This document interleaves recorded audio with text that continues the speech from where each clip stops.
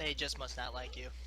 I realize this. I apologize, MWO community, for I think it's great that we have talking, I guess. we have a lot of people watching though, so We do have a lot of people watching. It's gonna be a good matchup. Looking forward to it.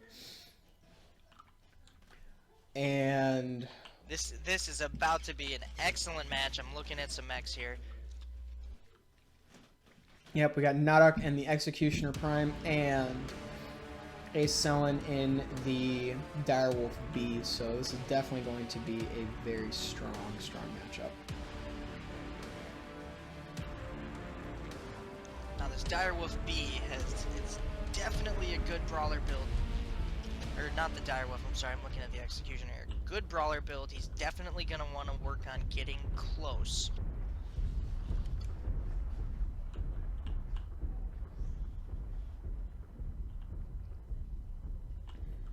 And both these builds are just going to be a nice close range match, so I'm looking forward to seeing how this pans out. There's typically in this map, you got to get that high ground, you got to try and get that, keep that range, but these mechs are not quite built that way, so I'm thinking it's going to be a really interesting match, especially on this map. Agreed. Alright, so we have Naduk dropping below those very nicely shaped lily pads, and we're going to go check in with the Direwolf.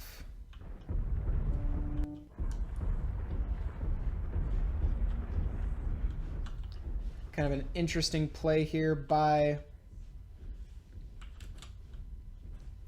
a Selin, kind of moving to the outside. Typical move, the outside outrighter side, like normal for people who drop on this map. So actually, they're doing exactly what people say. I gotta say, this Executioner is really gonna have to work on his positioning if he wants to win this easily. He's got the mobility, but he doesn't quite have the damage that the Direwolf is gonna have, considering its tonnage. So he's gonna have to just use that mobility, use that mask, try and gain a superior advantage, get behind the Direwolf, do whatever he can to stay back there, or he's gonna have a really tough time winning. Agreed. We're going to check in here now with the Executioner, kind of see where he is in relation to the Direwolf. Both participants playing these corners very well on Viridian Bog. Now the Direwolf Ace over here is playing very cautiously, trying to keep his flanks covered by hugging the wall here. Don't want to give his position away too much, but he's hugging a wall pretty good. He's playing very cautiously, moving very slowly.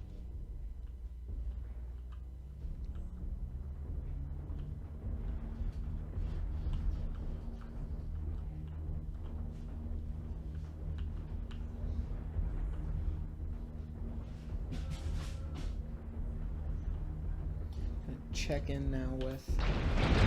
Oh, and contact's there it been is. made. We've got contact. Looks like Naduk has ambushed the Direwolf. Now, unfortunately, Direwolf's turned around. That's where the majority of his armor is going to be. He's going to have to swing around and keep that ambush going if he wants a good chance of survival against this Direwolf. Agreed. I will say that the opening of the back on the Direwolf is definitely a good move for Naduk right off the bat against the Direwolf, or against a Selin. Yeah, however, he's a gonna have to Selin... get back there, though. True, but a Selin now has the ability to... See, that's the problem. And now the Direwolf's right up in there, and that's the problem here. He's gonna have to get behind that Direwolf and try to ambush again if he wants a good chance of surviving. Exactly, and on top of that, a Selin hugging that wall line, that does not give Naduk the ability to be able to... Will not give Naduk the ability to get behind him. He's gonna have to use, yeah. He's gonna have to use his mobility to his advantage now. The Direwolf making a really good call, Ace here, backing his back up against the wall.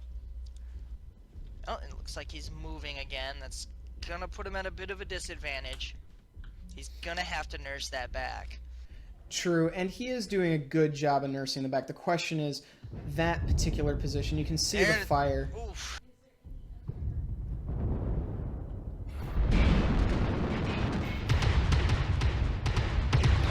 see the direwolf laying on the Naduk is fire.